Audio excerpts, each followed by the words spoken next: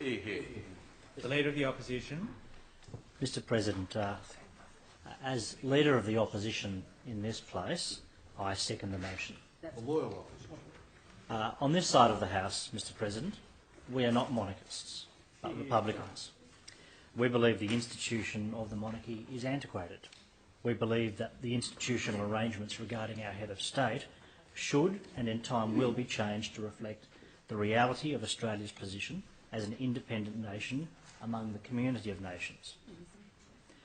However, until that happens, we also recognise that the Queen is the legal head of state of the Commonwealth of Australia. We also recognise and honour the diligent way in which the present Queen has applied herself over more than 6 decades to her role and her duties, both here in Australia, in her home country of Britain, and across what has become the Commonwealth of Nations, of which she, of course, is the titular head. We recognise the high esteem in which many people in Australia hold the present monarch, even those not born here but who have chosen Australia as their home, many of whom are not from English-speaking backgrounds. Today, we honour the personal contribution to public and community life of the present monarch.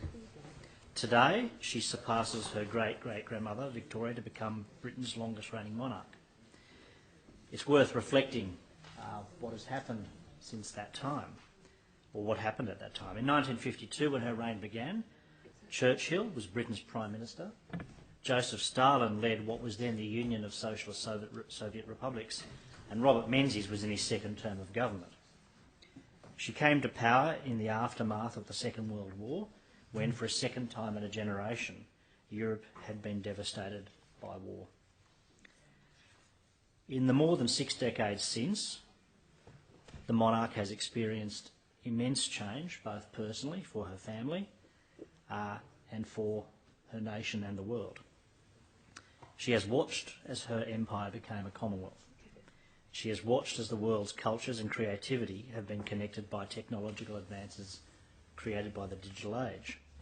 She has also watched as society's expectations have changed, and with them the expectations both of her office and of what should be a head of state. Even her family has had to adapt to change. Of course, in the 60s and 70s it was the advent of television and being available for photo opportunities and interviews. And of course that led to all sorts of blurring of the lines between their public and their private spaces. Stage-managed official addresses and family portraits have been added to by Twitter accounts, Facebook posts and other innovations afforded by the modern age. Even just a decade or two ago, it would have been difficult to imagine the head of the Commonwealth jumping from a plane with James Bond at the opening ceremony of the 2012 Olympics. The fact that she agreed to such a thing and the style and aplomb with which she executed it, I think speaks to her good sense of humour,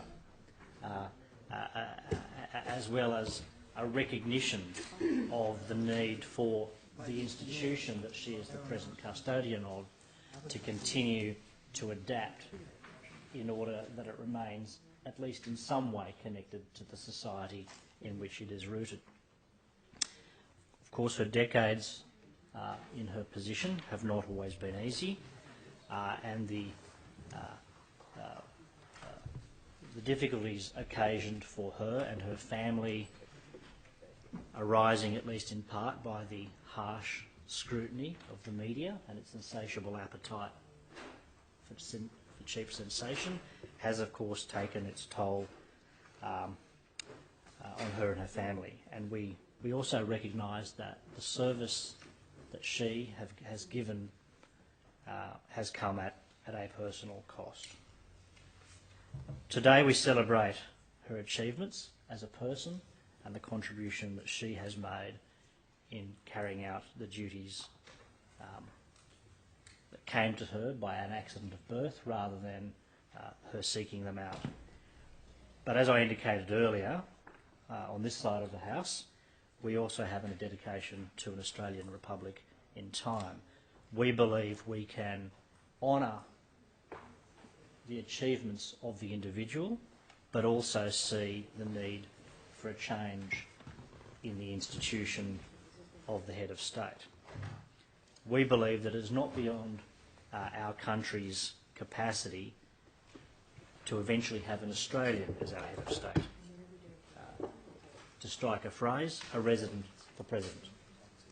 This is more than mere symbolism because it speaks to the most fundamental of political philosophies, namely that in the words of Thomas Jefferson, we are all created equal. We believe that meritocracy, not monarchy, should be the foundation of a just society, and that effort and energy should determine one's position, not the mere chance of birth. But we do recognise and honour the contribution made by the present monarch, and we wish her well.